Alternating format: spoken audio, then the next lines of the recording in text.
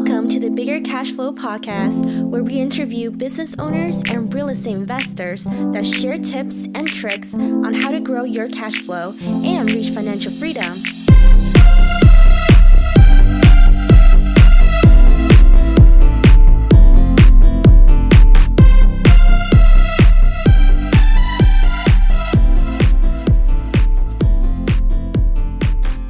Hey guys, welcome to another episode of the Bigger Cash Flow podcast. Today I'm very excited to bring you David Hutson. David is an active duty Army Lieutenant Colonel with 30 years of military service, and he currently serves as the Deputy Director of Human Resources for the California Army National Guard. He began investing in real estate in 2000, where he purchased a fourplex as his first rental property in Sacramento, California. Today, he owns 18 homes in Memphis, Tennessee, and Sacramento, California. He is currently transitioning his portfolio from California to Memphis using 1031 exchanges. David is also a partner in 16 different syndications, covering 41 commercial and residential properties. Wow, that was a mouthful. With that said, let's welcome David to the show. How's it going, David? Hey, it's going great. Thank you very much for having me. I'm looking forward to this.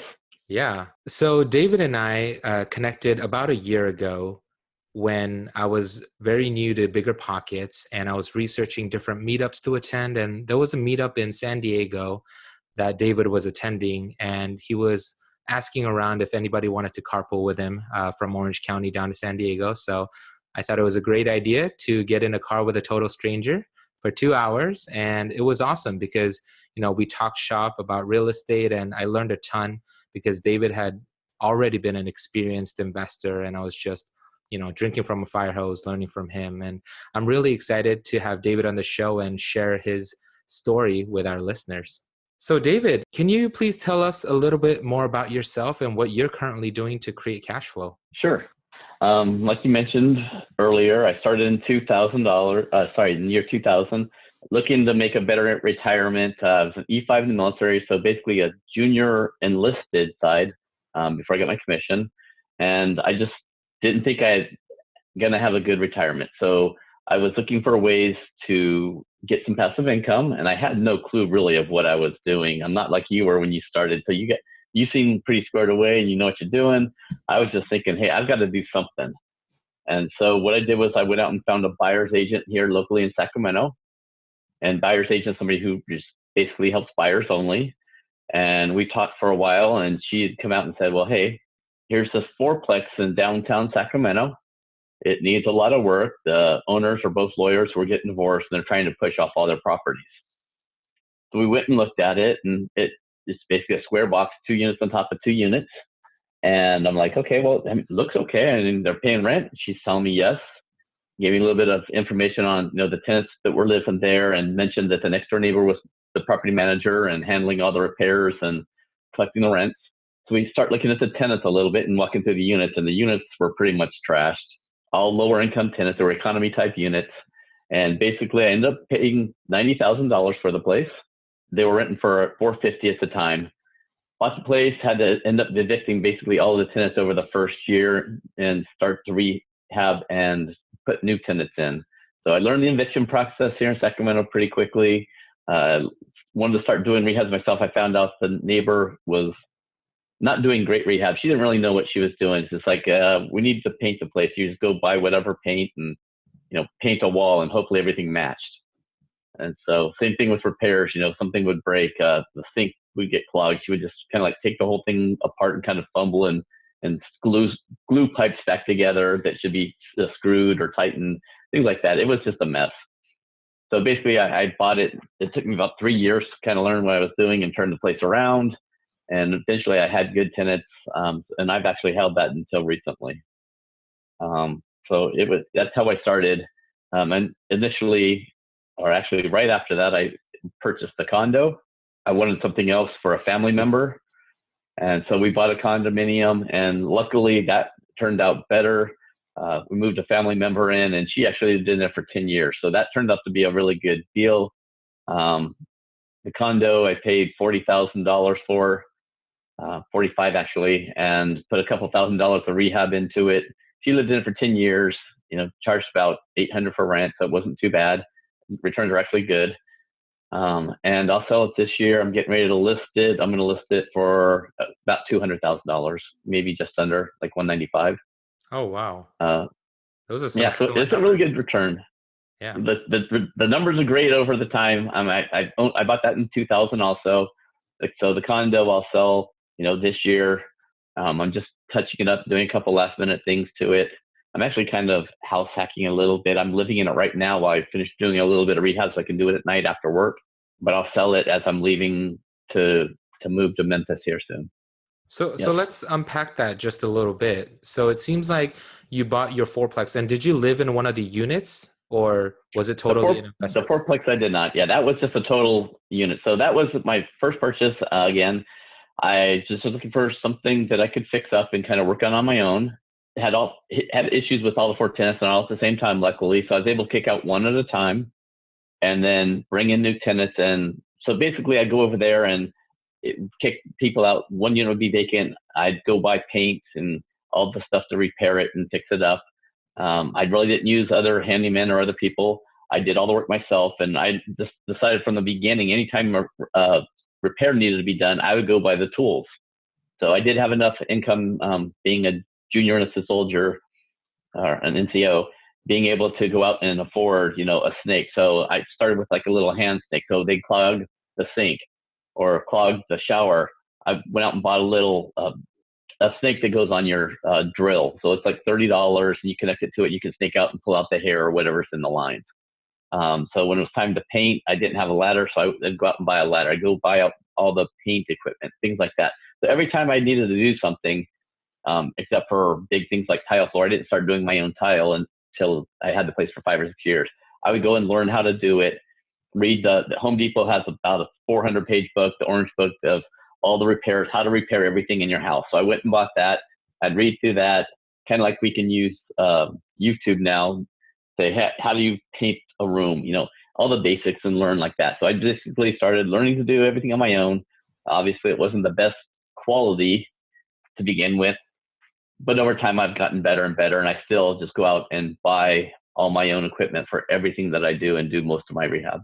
That's awesome. And I can only imagine how much knowledge you've gained just by, doing your own rehab straight out of the gate. It kind of reminds me of the quote, it's not a lack of resources, but the lack of resourcefulness. So, you're kind of talking about how you picked up that orange book and you just kind of dove in there and did it yourself. And I think that's one of the huge benefits of being able to invest in your backyard. Obviously, I invest in the Midwest, 2,000 miles away. So I do have a team out there, but being able to do that, I feel like that's also adding tremendous sweat equity to your portfolio. That's awesome. So it did two things for me. One, like you said, the sweat equity, it gave me a lot of understanding of how long things take. How long does it take to paint a 600 square foot apartment? How long does it take to carpet a floor? How long do those repairs take? And then two, kind of a price estimate of what it would take. So I still get estimates from local contractors or people that were mentors to me. Hey, what should this cost?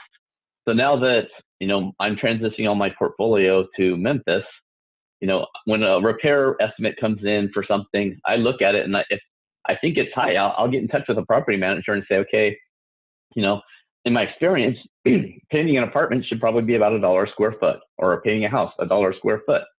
And that's in the market here. How I can compare and look back there and see, should it be about the same? Is it less, more? Talk to a couple of different property managers or other people out there, like on Bigger Pockets, ask the question. It gives me a really good idea of at least a general range of what a repair should be. I mean, if you talk about it like a sewer line, okay, that might be something that's bigger or smaller. But in general, putting in a kitchen sink or putting in a bathroom, whatever, the toilet, to replace the toilet, what should it cost? It should be about the similar cost. I mean, there's nothing, you don't use high-end stuff in, mid-priced rentals. So, a toilet's probably going to be $125 to purchase, $125 for a nice one, and then whatever the labor is. So it helped me build up my experience with the costs and what to expect, and also the time it takes. I think, okay, I can go in and paint a 600 unit square foot unit in 4 hours, and it's usually a little bit longer than that, especially if you have more than one color. Yeah. So give me the appreciation for that. I think one of the biggest void, at least kind of in my business currently, is estimating rehab costs, which is why I picked up Jay Scott's new revised book, is because when you're starting off and you don't have any experience dealing with rehabs, whatever number is provided to you, that's kind of your benchmark. And you kind of look at talking with other investors and you look at the quotes that they have and you kind of compare and contrast. But in the beginning, it's kind of like a big enigma. It's like a void, right? So I'm really jealous that you got that opportunity to kind of be able to set your own standard. Now that you're, doing your own thing in Memphis, you're going to be able to kind of know if somebody's trying to, gouge a out-of-state California investor, which I'm sure it kind of happens all the time. Not that a lot of people are in the Midwest or trying to get California people by any means, but there are a lot of times when I talk to different investors who are investing in the same markets that I am are paying almost like 1.5 times the price to get the same house in the same neighborhood. So if I'm picking, a single family home up for $70,000, they might pick it up for 100. And I'm like, whoa, you're definitely overpaying and you're paying the California premium. So yeah, you got to watch out for that. That's it. They know we're from out here, and I've seen that quite a bit too.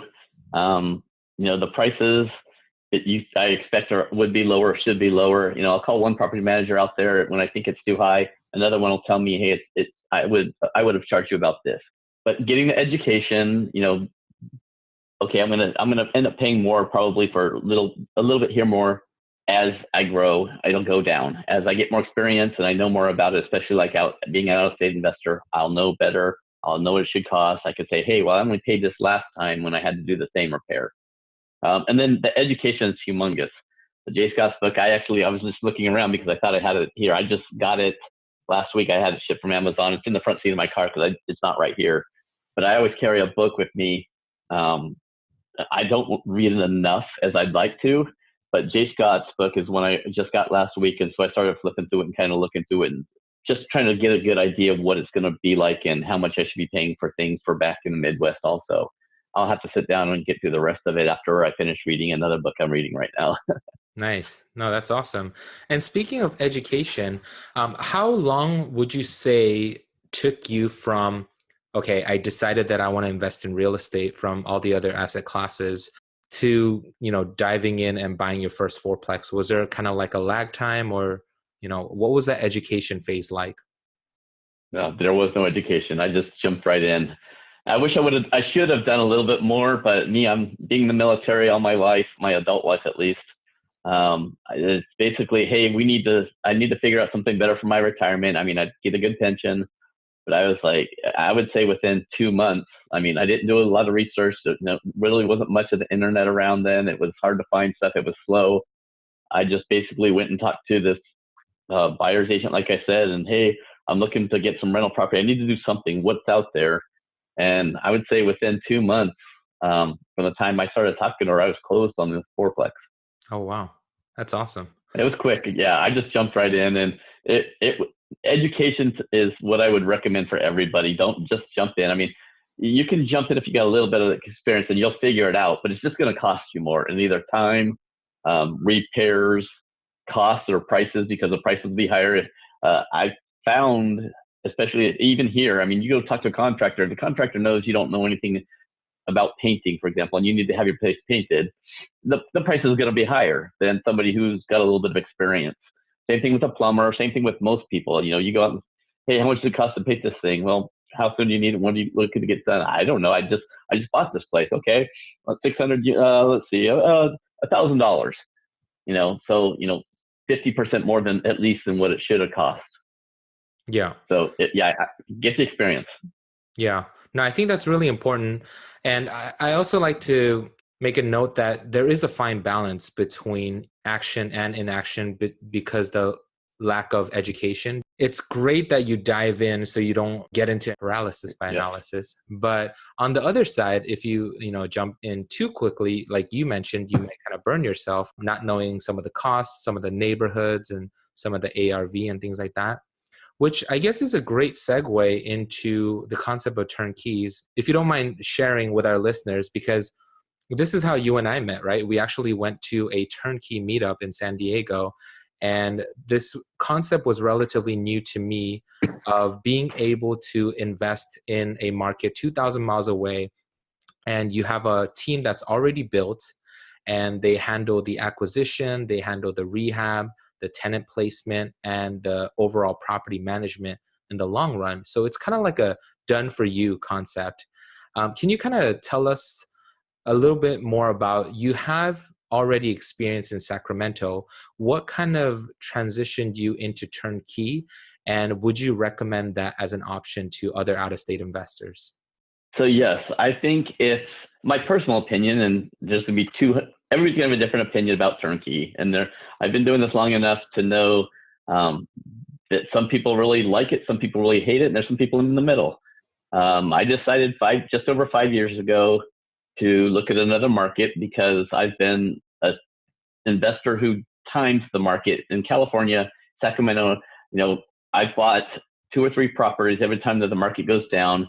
We get wild swings here. So when the properties go up here, I haven't been buying.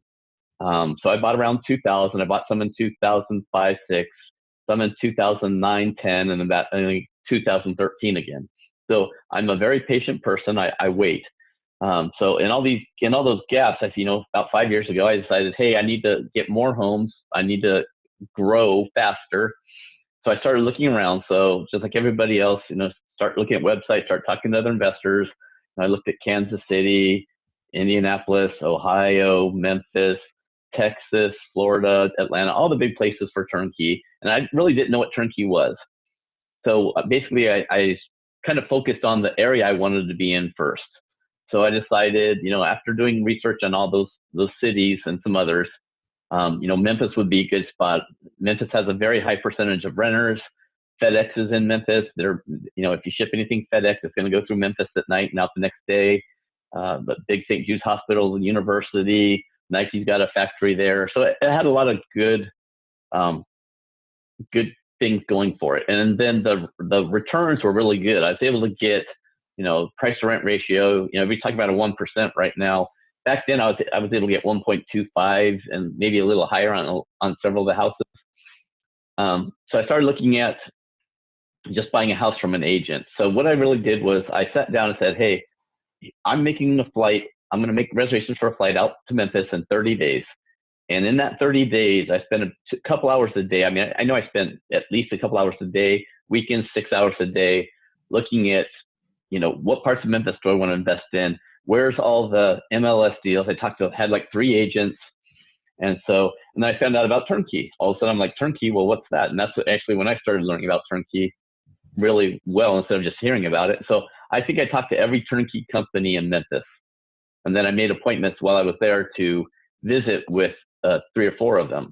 And that's how I got started. So I figured, turnkey to me is a great way to go if you don't have a lot of time or if you don't have the connections in the city.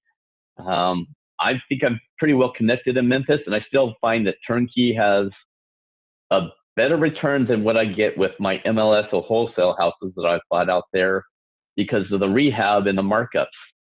So the reality, everybody says that turnkey's high and expensive, you're going to pay full price. Well, yes. So, if let's just go with the 1% rule right now in Memphis, $80,000 house, $800 for rent. That's kind of what, I buy. I look for something a little bit better and try and work with people to get better rates and numbers. But I've also done wholesale. I've also done MLS there. I can tell you about a recent MLS deal. Actually, I'll just go with a wholesale. I met a wholesaler at the RIA group. Every time I go to Memphis, I schedule around the RIA group meetings. Went to the RIA group. One of the guys comes up at the beginning and says, hey, I've got this house, $53,000.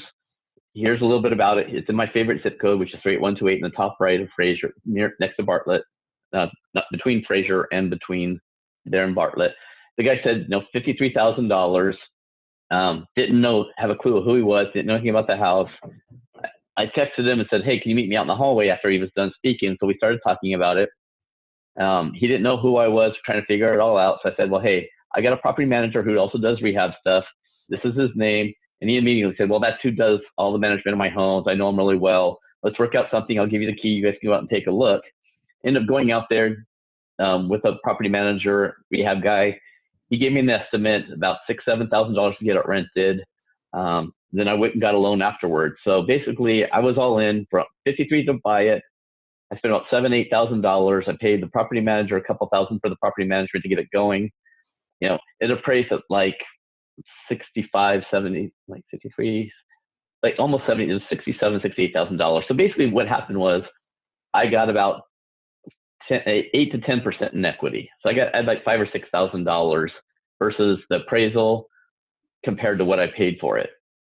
So I find if I go with a turnkey, I'm not the one taking the risk to where if I buy the home, am I gonna have a problem with roots in the sewer line or something happens where I'm gonna have to spend another $3,000 or $4,000, or are they gonna open up a wall and find that there's mold or leaks in there, or in the showers, is it gonna be clogged up and have a problem? All the unknowns that you usually will take the risk for. So unless you can get a really good deal from either maybe an auction or you've got a good connection, somebody's going to give you this great deal. I'm finding that, even with the wholesalers, the turnkey has been an overall better return until I'm on the ground. Once I'm on the ground, then maybe I can go to the auctions and I'll go back to the auctions in person. I can manage it. I don't have to pay a property manager to supervise all the rehab, for example. I can choose the levels of rehab or the quality of the rehab. Because when I'm doing it from here, I just tell the property manager, hey, this is kind of what I'm looking for. He knows kind of what he does in a standard home out there. And that's what we went with. Yeah. So for me, most of my turnkeys have been better rehabs, but I am paying full price.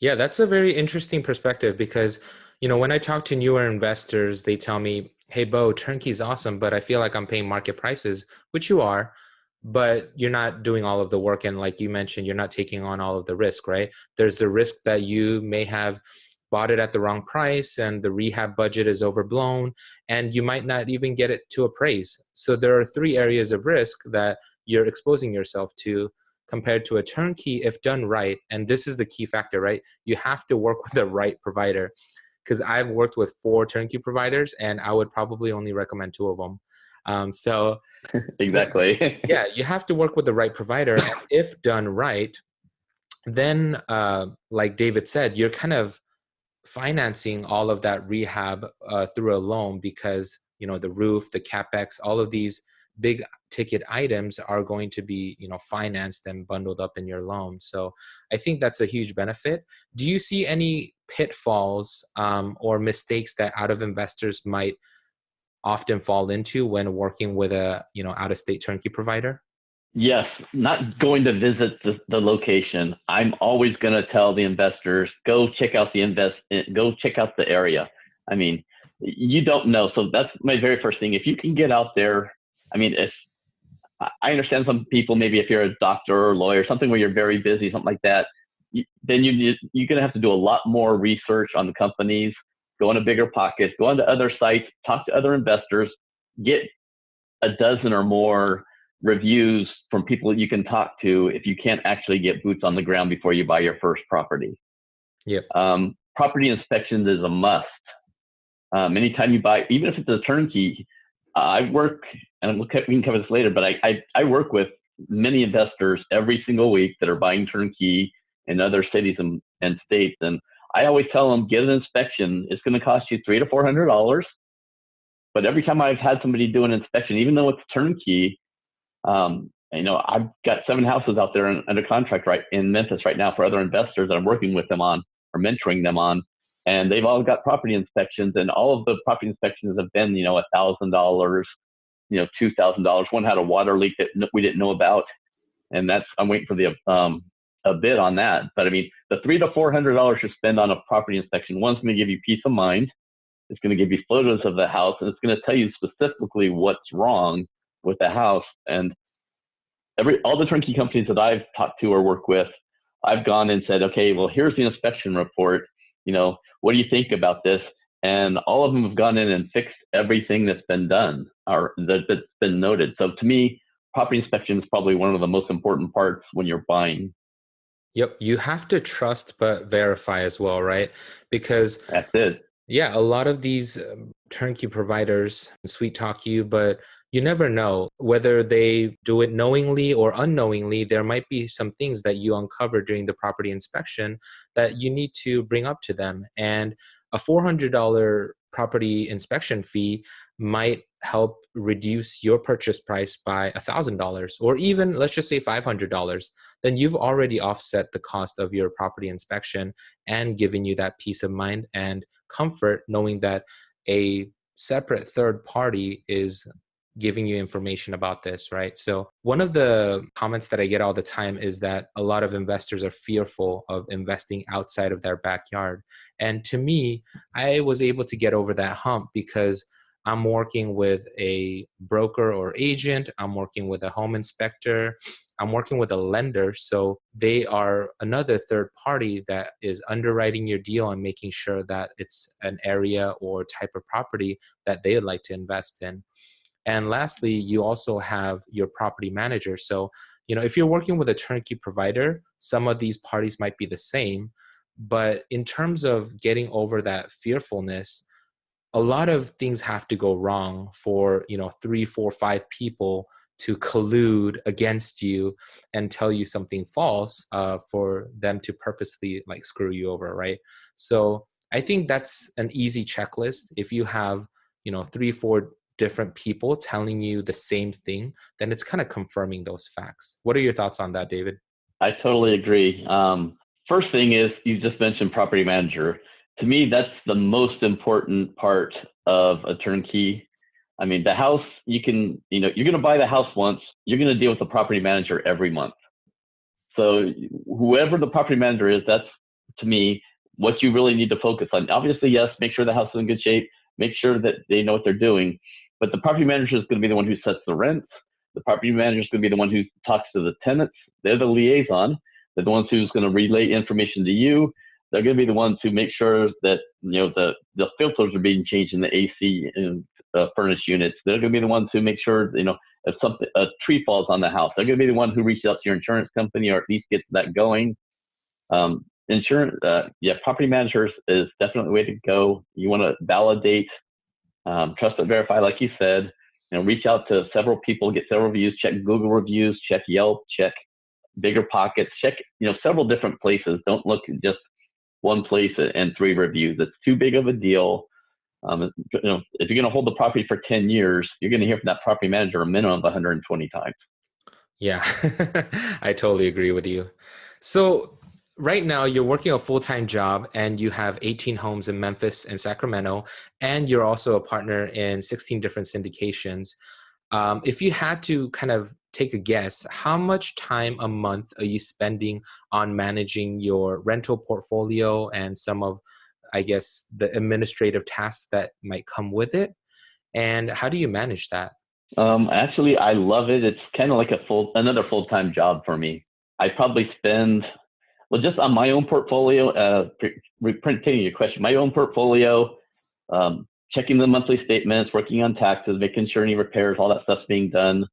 I probably spend about 2 hours a week on researching the area, looking for other deals here and there, managing my current stuff.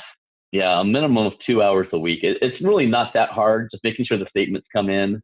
If there's a vacancy that is getting turned quickly and ready to be rented up fast. And then just, I keep spreadsheets and programs to track all the rents that are coming in to prepare for taxes. So an hour or 2 a week at the most, just for my properties. That's awesome. Can you kind of tell us a little bit about how you got into syndications and if you expect to continue to do more of that, or do you want to grow your personal portfolio a little bit more? Because I know they're very kind of different in the nature of things, where one, you do have full control, right? In terms of your single family homes and small multifamily, the buck stops with you. But if you're not a general partner and you might be a limited partner in some of these syndications, then you're kind of latching yourself onto the operations of another person. So can you speak to us a little bit more about the nuances of that and what your goal is going forward? I started looking at syndications when the prices started going up out in Memphis. The numbers weren't starting to make as much sense either. So basically, I've been investing in Memphis for 5 years. each of the first 4 years, I bought 4 houses a year with the intent to just continue to buy 4 more every year. But Memphis has been getting more expensive. So last year was the first year where I didn't buy any properties there at all because of the prices. So that led me to syndications. I heard about syndications and apartments, I thought, hey, this might be the way to go. So I started with realty shares. Realty shares where I first started, which is now pretty much gone under, with they would buy, somebody on there would have either an apartment complex or a package of homes. And, the numbers were making a lot more sense, 15%. And I don't have to worry about the toilets and termites and anything. You need to work on the house personally. It's more, like I said, on the limited partnership side. I don't really get a say on what's done. I am just loaning them money with 10, 20, 100 other investors to complete their vision of what they believe is going to happen. The returns have been pretty good. I've switched over to CrowdStreet, which is kind of my favorite platform right now. I would say probably 15 of my deals are through CrowdStreet. Right now, there are probably 12 would be apartment complexes, 2 would be medical or some type of storage unit. I think 1 of each. Yeah, that's pretty much it. One more, I'm trying to think of what it was, but really what it is a way to make better returns if they fulfill the pro formas. And I found that going to another company like CrowdStreet as a layer of protection to the investor, because CrowdStreet will review the deal and they will basically validate, or as close as possible, that all the information that the syndicator is putting out there and that it's a reasonable assumption that the deal will go the way that they are planning. So I've got the 15 on there, 14, 13, somewhere in there on CrowdStreet alone, and they've been going very well. Some of them pay, all at the end. Some of them pay at 8%, 9% preferred return, but all of them are on schedule. CrowdStreet I haven't had a late problem with anything yet. And basically going in within, I'm getting a higher return also, but I have to pay taxes. So the difference, the way I look at it between an individual property and the syndication is, individual property I'm going to buy, at some point I'm going to pay that off, and that house is going to continue to pay me even though I'm not making a mortgage payment or putting money into it other than some repairs. Taxes, insurance, property management, vacancy, that type of stuff I set money aside for. Well, the syndication, I get a higher return. I'm averaging over 20% on my deals in CrowdStreet IR, and I pay back I pay taxes on whatever comes back in. So that's the thing. So I pay the taxes as it comes in. They give me a little bit at a time, but once they close the deal or they refinance the deal, they give me all my money back plus any outstanding profits, and then I have to reinvest it. So with the syndication, I don't have the continuance like I would with a house that doesn't have a mortgage on it anymore. I have to figure out where else to put that money back in. Whereas a house, that'll pay me for the rest of my life. Yeah. Yeah, so I think there's definitely pros and cons to both. And I think for the investor who's looking to become a little bit more passive, investing in notes or private lending, hard money lending, or investing in syndications, which is essentially, like you mentioned, pooling funds to achieve an objective, whether it be commercial real estate or apartment buildings. It's typically, high dollar value just because you're investing with 50, 100 different people. So there needs to be a little bit more meat on the bone, for lack of a better word. But, it's definitely more passive than, investing in a traditional single family or duplex. Awesome. So thanks for sharing that. Looking back on your, almost 20 years of investing, what would you say is your biggest lesson learned thus far? Do your due diligence, because pro formas are out there. People will tell you things. When I look at houses, whether it's syndications, whether it's a single family home, whether it's a duplex or fourplex, everything that I've looked at to invest in, everybody throws out numbers or says, hey, we think these are numbers.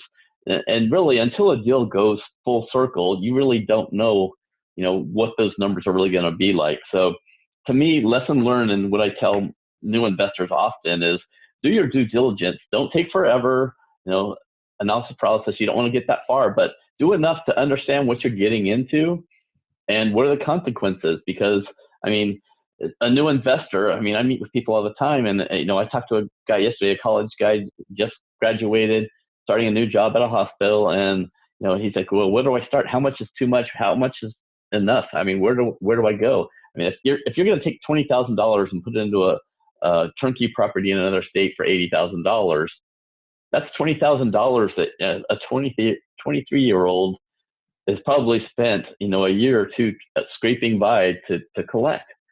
So doing your due diligence, making sure you've got good information, making sure whoever you're working with, whether it's a real estate agent, whether it's a turnkey company, whether it's a wholesaler, whether it's a property manager, do your due diligence on everybody that's involved with the transaction to make sure you're dealing with the best people possible.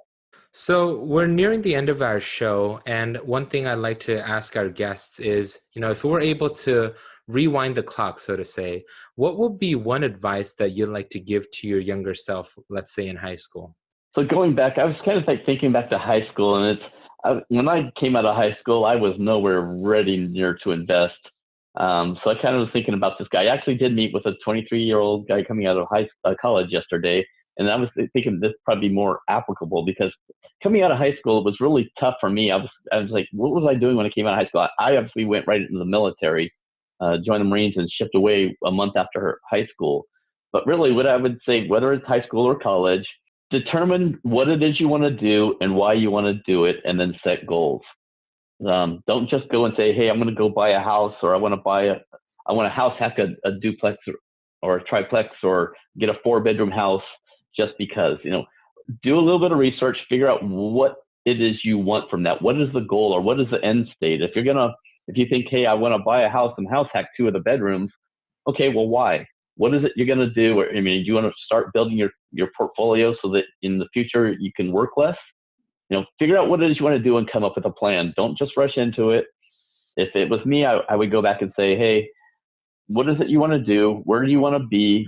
Where do you want to be in a year? Where do you want to be in a couple of years? When I was coming out of high school at 18, 5 years out was, almost a quarter of my life. So really, I would say to figure out what you want to do in the first few years, come up with a plan, and make sure it's something that's realistic.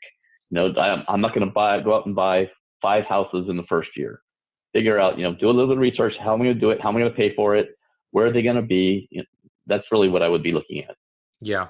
No, I think you hit the nail on the head. You got to begin with the end in mind, right? You don't want to just, if you're investing in real estate, you don't want to just pick up a bunch of random single family homes because you think they're on a fire sale and they turn out to be D-class properties that you can't unload in a downturn market, right? I've seen that happen. Or if there are people that, want to be passive and they start investing, in active stuff like wholesaling, and they're like, hey, I want to be very passive, but you're doing flips and you're doing wholesaling. That doesn't make sense, right? So you have to figure out what kind of lifestyle you want and what are your goals, and just reverse engineer it, because that's what we do all the time, right? There you go. Yeah, whether you want, that job or whether you want to go to that vacation, you just don't get in your car and start driving. You figure out what the path is to get to that place. You figure out all the different stops and the places you want to visit.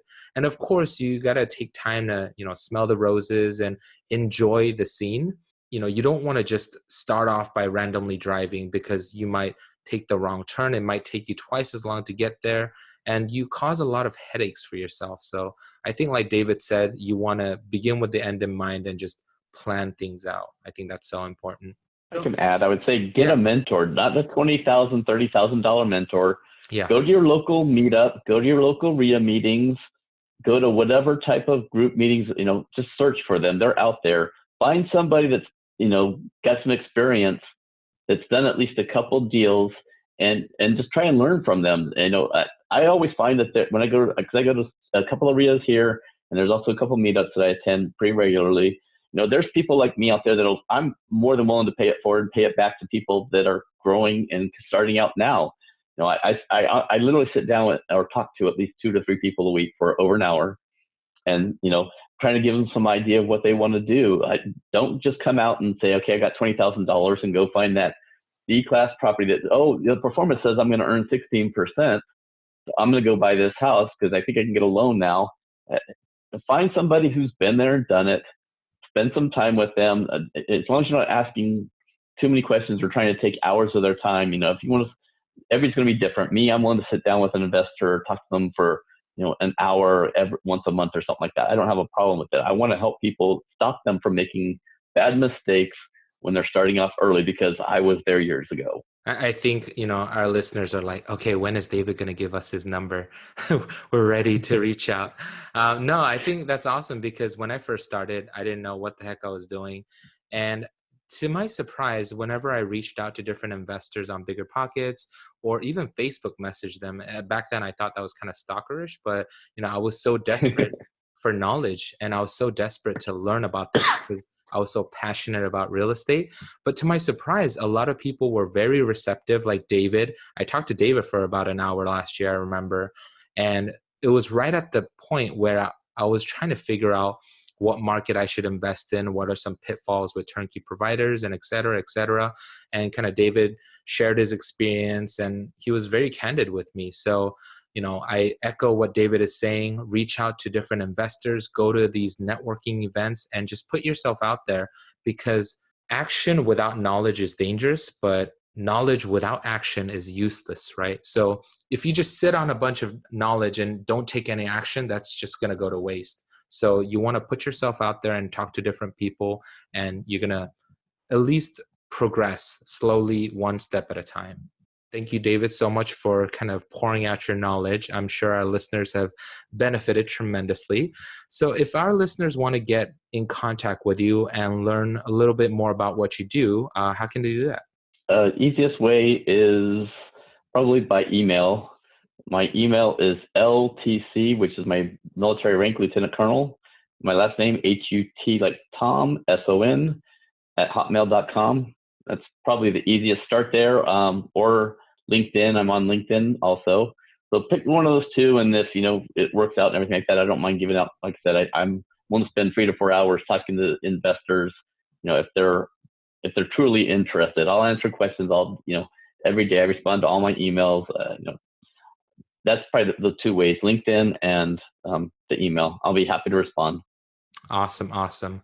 Well, I'll have all that information in the show notes. And if you thought this was helpful, please do us a favor and leave us a review on iTunes, Stitcher, or wherever you may be listening. We appreciate your support, and we'll see you next time.